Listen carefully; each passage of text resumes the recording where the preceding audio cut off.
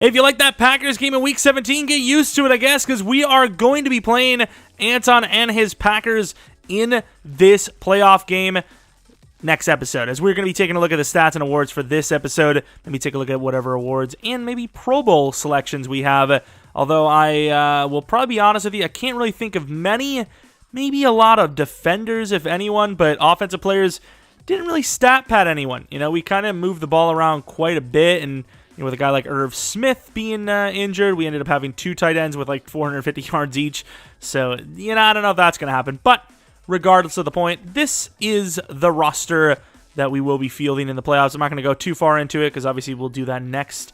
Ooh, Jefferson with an upgrade next episode when we're actually playing in the game. But, a team with lots of potential, obviously, and hopefully the will to survive. Also, I was about to say a returning O'Neal, but I forgot he has one more week. Like we talked about with Za'Darius, I don't know if he's coming back. Maybe the Super Bowl, but at this point, I don't think the Super Bowl is going to be coming anytime soon. But let's take a look at the season, how our season went as we replay this look. Of course, played 2 of the playoff games, but ended up, having this. Actually, no, this was a sim. Never mind. This was a sim. I think we played this one, and then this one we didn't play. I remember because we won by a lot against the Raiders, and then, that freaking game DC'd, whatever. But, of course, we lost that first game to the Packers by 1. We lost to the Eagles by 21. That was when sliders were still being figured out. The quarterback situation was really bad. Now, most quarterbacks in the league can hit pretty much any throw at an average rate. Close game there. A couple of times we had to replay that. We had a really big lead in one of them, and then that went away as well. Lost to the Saints, unfortunately. Was there a lot of pressure? I don't remember. This game we won by a lot. Dolphins game, really surprised we won that game by as much as we did. The corners were locking down those receivers somehow. Cardinals game we won. Commanders game, what a crap fest, both sides. Sim game. 2 games might have lost if not for sim wins, so who knows what kind of situation we're looking at in the playoffs, but I suppose based on the division record, we would have still won the division, so we still would have the playoff spot. Maybe we play a different team, and honestly, the way that Packers team is built, I'd prefer to play almost any other team right now. I'm not going to lie. How you stop Rodgers, I don't know. Of course, a lot of nice wins here. We're talking a little bit too much about that, but kind of reminiscing as we go as well. But let's take a look at the stats. It's going to be an ugly one. Have you ever seen a team that has thrown in 3 quarterbacks into the fire in one season and went 14-3? Probably not, but that's exactly what we did. We started out with Kellen. We tried out Tyree. We had Kirk for a while. We were like, you know what? He's really not doing anything at an elite rate, and a lot of other teams around the league seem to be doing well with their bad quarterbacks. Went back to the young guy, Kellen Mond. He put up pretty much the same season as Kirk. Do we make a crazy trade up for a quarterback? I don't know. But looking at the yards per attempt, 9.2, where Kirk had 11.6. Passer rating's a little bit lower than Kirk, but yards per game was, well, to be fair, Kirk Cousins, he comes into the game kneeling the ball, and they count that as, him playing in the game. Completion percentage pretty much the same, though. Touchdown to pick ratio better for Mond, so what can you say? Similar play, if not better for Mond, and he's younger, had potential, right? He could have had a breakout, would have changed things a lot. Dalvin Cook, 1,129 yards, 5.3 yards per carry, and 11 touchdowns. With the way the league ran the ball this year, that's good enough for a top 10 rushing season. Of course, Ty Chandler, a bunch of long runs, which inflate that number, but finished with 5.2 per carry and 5 rushing touchdowns. Mon with 2 rushing touchdowns, Rager and Thielen with 1 apiece. Looking at Justin Jefferson's receiving yards, 1,149 with 13 touchdowns. Not bad considering we kind of weren't streaking him. We weren't really throwing him deep down the field early on at all, but finished, pretty nicely with 4.8 yards per carry, or catch anyways. And also, we were kind of moving him around and actually started utilizing his route running quite a bit, and it made us really, unstoppable on offense for a while. Thielen, same thing, put him in the slot, and he really exploded onto the scene. Rager, not bad. I think he was also injured a little bit. Irv Smith, not bad at all either because he missed like 6 games technically. Davidson filled in pretty nicely as well. Dalvin had a couple of nice plays here and there. Osborne, when he came in for injured players, he got open a lot. I don't know why, he just seemed to get open. Blocking wasn't terrible, but, we have that stupid unengaged block stuff where it doesn't actually show the sacks allowed because O'Neal would have double digits if it did. Of course, tackles, nobody really with tackles on our defense, like at all. That's really low. Tackles for a loss, though. Sue with 22. I'm going to miss him so much. 6.5 sacks on top of it. Daniil Hunter with 11. Zedarius probably gets to double digits if he didn't miss like 3 games pretty much. And then you, of course, have Sue at 6.5. Harrison Phillips with 5.5. Kendrick the 4. 4 for Dalvin. A couple of guys there. Didn't really blitz the corners too much, and when we did, we really didn't get that much success. Booth! 10 interceptions. Unbelievable. Only 1 touchdown. I thought he had a lot more than that. 10 picks. Kendricks with 9. Harrison with 9. 6 for Scene. 5 for Peters. Scene could have had so many more, and he dropped all of them. He probably dropped just as many as he caught this season. Dancer with 4. 3 for Asamoah. Bolden with 2, which was like literally a week ago. And then David Long with 1. Kicking. Both of the kickers we tried out were perfect, except Garibay missed 1 extra point. Brought on McLaughlin because, Garibay didn't want to sign the contract, so had to move on to a new guy, and that's probably the direction we're going to go. Matt Wright had 1 blocked, which was disgusting. 4 players missed their block unengaged, and we got blocked. That's what happened in that Saints game. I remember things. Was that also the one where we got safetied when we shouldn't have? Unbelievable, but that's how that went. Nwangwu, 2 kick return touchdowns to start the season, and nothing since, but he did have a couple of nice runs outside of that, and then punt return wasn't terrible either. But looking at the league stats now, Joe Burrow with almost a record-breaking season yards-wise. Brady, Stafford, and Huntley, of all names, all over 5,000. Don't look at the touchdown-to-pick ratio if you get squeamish. That's all I can tell you. Yards-wise, a bunch of guys here. A lot of teams actually sticking it out with their quarterback, which, hey, that might have been pretty good of an idea if we would have done that with Mond. Would have actually probably finished with over 4,000 yards, but kind of didn't do that as far as touchdown-to-pick ratio. Not many people are going to be doing well with that, as it just seemed like a struggle fest in this league early on specifically, and then, got a little bit better, but at that point, the numbers are far too gone. I mean, it's just, when you guys want to, talk about our quarterback play and whatever, you can kind of see, the difficulty in the league at this point, right? You have Mon being one of probably, maybe 10 quarterbacks with a positive touchdown to pick ratio or something like that, pretty close, especially when you consider his overall comparison kind of busted, right? But of course, Zeke, like I said with the running, good enough for top 10, debatably better, top 6 for rushing yards per carry wise, definitely not going to be that high, but maybe top 10, like we said, would be nice. Lamar, his quarterback doesn't really count, he's kind of busted as well.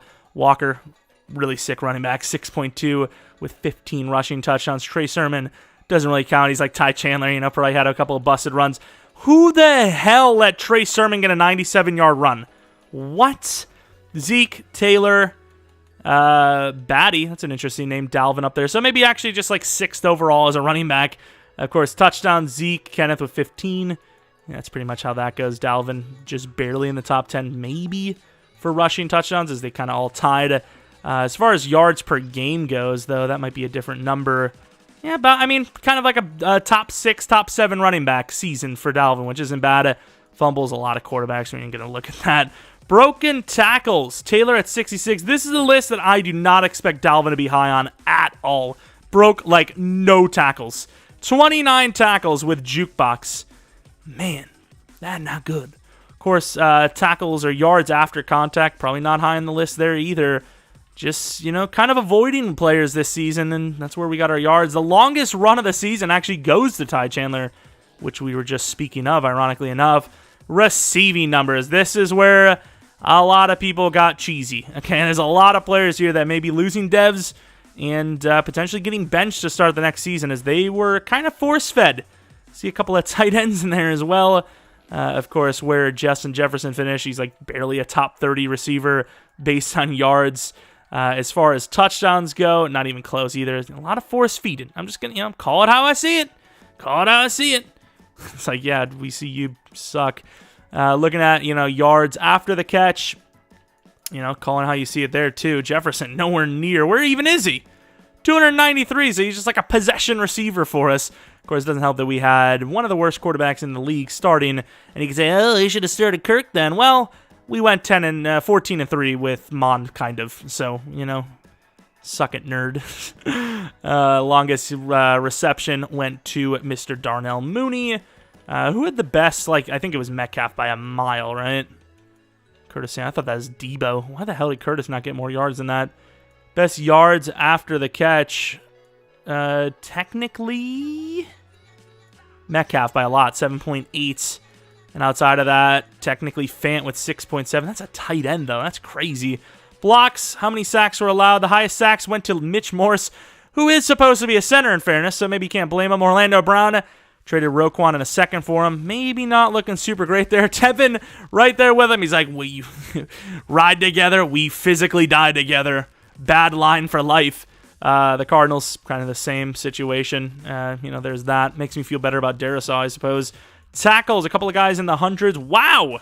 Was there a lot of sim games here? I don't think Toxic would have had a lot of sim games. It's a lot of tackles for these two. 240. How much defense was he playing this year? Holy crap, I expect elite punt numbers here.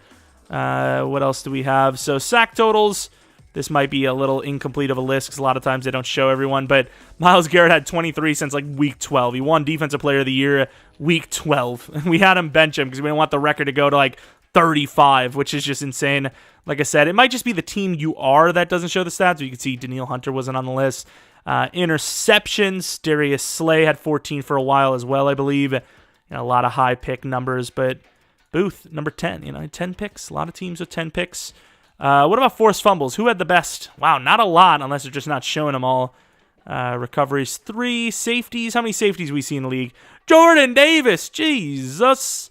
Block kicks, 1 for a few players, nothing crazy. Touchdowns, 8 for Caleb Farley. That's a Defensive Player of the Year award. I mean, that's just about locked in. Kickers, what do we have here for kickers? I mean, this is kind of like the nitty-gritty. Daniel Carlson, Garibay up there with 19 for 19. Jason Sanders at 19 for 19. Harrison Butker, 25, whatever. Who cares? I don't. McLaughlin also had 100%, which is pretty cool. Maybe we got an award win there. Yards per punt, Hecker with 53.6, the lowest. Pretty close to us, I'd say. 46.8. Yikes. Kick return touchdown, 6 for Duvernay, which is quite a bit. Byron Pringle, we added to that list, 5. Thought Nwangwu was one of the best returners in the league. Doesn't seem to be the case. But enough of the stats. Time for those awards. Let's actually see how we finished. So 15th in offensive yardage. Kind of expected that. But look at that. Look at that. We didn't tank for yardage. 3rd in defensive yardage. 9th in points scored.